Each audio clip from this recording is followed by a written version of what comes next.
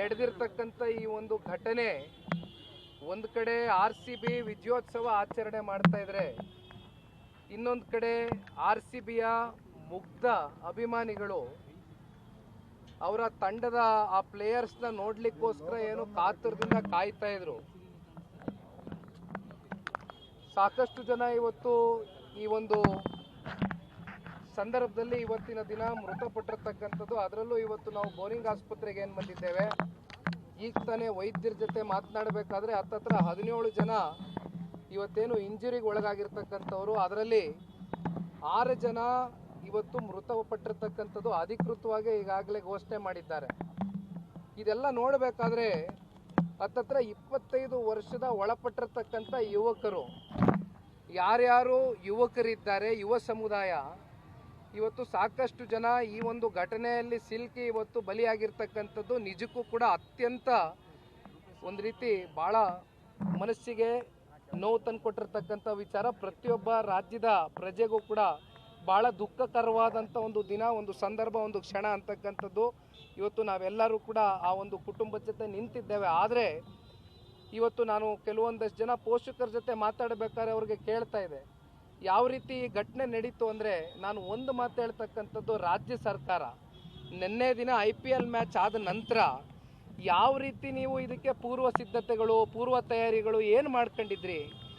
At least ಕನಿಷ್ಠ ಪಕ್ಷ ಒಂದು ಜಾಗದಲ್ಲಿ ಮಾಡಬೇಕಾಗಿತ್ತು, ಅಥವಾ ವಿಧಾನಸೌಧದಲ್ಲಿ ಏನು ಗೌರವ ಸಲ್ಲಿಸಬೇಕಾಗಿತ್ತು ನಿಮ್ಮ ಪ್ಲೇಯರ್ಸ್ಗೆ ಅಂತ ಅಂದ್ಕೊಂಡಿದ್ರಿ.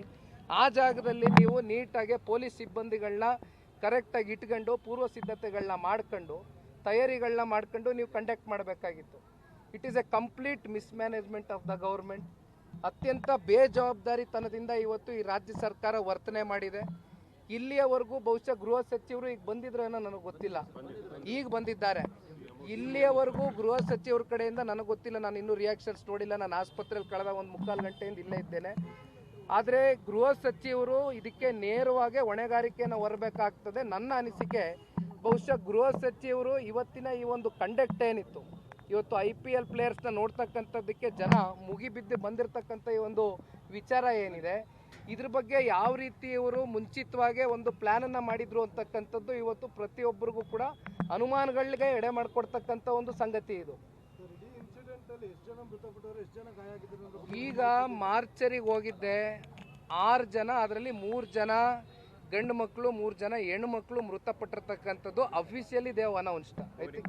ಬೋರಿಂಗ್ನಲ್ಲಿ ಮಾತ್ರ. ಇನ್ನು ವೈದೇಹಿನಲ್ಲೂ ಸಾಕಷ್ಟು ಜನ ಇಂಜೂರ್ಡ್ ಆಗಿದ್ದಾರೆ. ನನಗೆ ಈ ಗಾಡಿನಲ್ಲಿ ಬರಬೇಕಾದ್ರೆ ಕೇಳಿದ್ದು 4 ಜನ ಅಲ್ಲೂ ಮೃತಪಟ್ಟಿದ್ದಾರೆ ಅಂತಕ್ಕಂಥದ್ದು. ಬಟ್ ನಮಗೆ ಗೊತ್ತಿಲ್ಲ, ಇನ್ನೂ ನಂಬರ್ಸು ಬಹುಶಃ ಇನ್ನೂ ಗಗನಕ್ಕೆ ಹೋಗಿ ಟಚ್ ಆಗ್ಬೋದು. ಆದರೆ ಒಂದು ಸಾರ್ ನಾವಿಲ್ಲಿ ಯೋಚನೆ ಮಾಡಬೇಕಾಗಿರ್ತಕ್ಕಂಥದ್ದು, ಇವತ್ತು ನೀವೇನು ತರಾತುರಿನಲ್ಲಿ ಇವತ್ತೇನು ನೀವು ಮಾಡಬೇಕಾಗಿರಲಿಲ್ಲ ಇದು.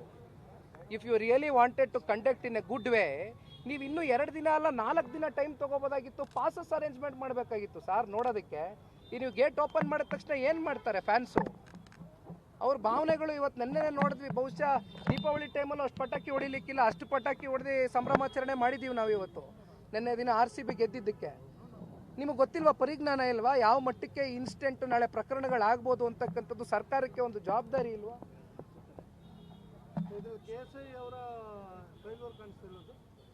ಸರ್ ಸಂಪೂರ್ಣವಾಗಿ ನೋಡಿ, ಒಂದು ಮಾತು ಹೇಳ್ತೀನಿ. ನೀವು ಬಹುಶಃ ಸರ್ ಬೆಳಗ್ಗೆಯಿಂದ ಮಾಧ್ಯಮದವರು, ಈ ರಾಜ್ಯದ ಉಪಮುಖ್ಯಮಂತ್ರಿಗಳು ಏನು ಹೋಗಿ ಪ್ಲೇಯರ್ಸ್ಗೆ ಏನು ಅಭಿನಂದನೆ ಸಲ್ಲಿಸಿದ್ದು, ಹೂವು ಕೊಟ್ಟಿದ್ದು, ಹಾರ ತೊರೆ ಕೊಟ್ಟಿದ್ದು, ಫೋಟೋಗಳು ಬಿಡುಗಡೆ ಮಾಡಿದ್ದು, ರೀಲ್ಸ್ಗಳು ಮಾಡಿಸಿದ್ದು, ಮಾಡಿದ್ದು. ಇವತ್ತು ಎಷ್ಟೋ ಜನ ಮಂತ್ರಿಗಳ ಮಕ್ಕಳು ವಿರಾಟ್ ಕೊಹ್ಲಿ ಅವ್ರು ನೋಡಕ್ಕೆ ಬಂದಿದ್ದಾರೆ. ತುಂಬ ಜನ ಮಂತ್ರಿಗಳ ಮಕ್ಕಳು, ನಾ ಹೆಸರು ಹೇಳಕ್ಕೆ ಹೋಗೋದಿಲ್ಲ, ಅವರೆಲ್ಲ ಸೇಫ್ ಆಗಿದ್ದಾರಲ್ಲ, ಅವ್ರಿಗೆಲ್ಲ ಏನು ತೊಂದರೆ ಇಲ್ವಲ್ಲ? ಸತ್ತವ್ರು ಯಾರು? ಮೃತಪಟ್ಟವ್ರು ಯಾರು?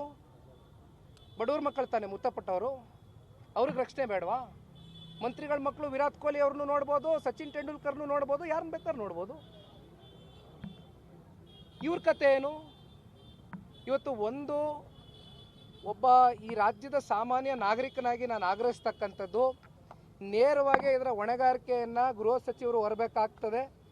ಜೊತೆಯಲ್ಲಿ ಇವತ್ತು ಮೃತಪಟ್ಟಿರ್ತಕ್ಕಂಥ ಆ ಕುಟುಂಬಗಳಿಗೆ ಸಾಂತ್ವನ ಹೇಳ್ತಕ್ಕಂಥದ್ದು ಅಷ್ಟೇ ಅಲ್ಲ, ದೊಡ್ಡ ಮಟ್ಟದಲ್ಲಿ ಪರಿಹಾರವನ್ನು ಕೊಟ್ಟು ಅವರ ಕುಟುಂಬಸ್ಥರಿಗೆ ಒಂದು ಜಾಬ್ನ ಕೊಡ್ತಕ್ಕಂಥ, ಅಂದರೆ ಅವರು ಗೌರವಿತವಾಗಿ ಇವತ್ತು ಕೆಲಸ ಮಾಡ್ತಕ್ಕಂಥದಕ್ಕೆ ಒಂದು ಉದ್ಯೋಗ ಸೃಷ್ಟಿ ಮಾಡಿಕೊಡ್ತಕ್ಕಂಥ ಕೆಲಸ ಆದರೂ ಕನಿಷ್ಠ ಪಕ್ಷ ಮಾಡಬೇಕು, ಅವ್ರಿಗೆ ಸೌಜನ್ಯತೆ ಇದ್ರೆ ಅಂತಕ್ಕಂಥದ್ದು ನಾಗರಿಸ್ತೀವಿ.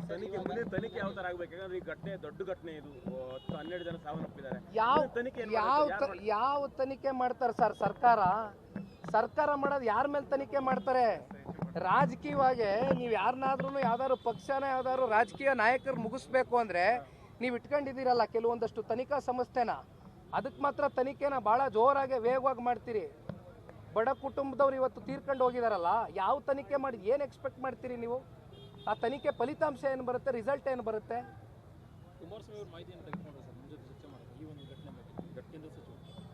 ಕುಮಾರಣ್ಣವರು ದೆಹಲಿಯಲ್ಲಿದ್ದಾರೆ, ಮಾತನಾಡಿದ್ರು ದೂರವಾಣಿ ಮೂಲಕ. ಬಹುಶಃ ನಾಳೆ ಬರ್ತಾ ಇದ್ದಾರೆ. ಏನು ಮೃತ ಕುಟುಂಬಗಳ ಮನೆಗೆ ಒಂದು ರೌಂಡು ಕುಮಾರಣ್ಣ ಅವರು ಕೂಡ ಬರ್ತೇನೆ ಅಂತಕ್ಕಂಥದ್ದು ಹೇಳಿದ್ದಾರೆ. ನಾಳೆ ದಿನ ಬರ್ತಾ ಇದ್ದಾರೆ ಬೆಂಗಳೂರಿಗೆ.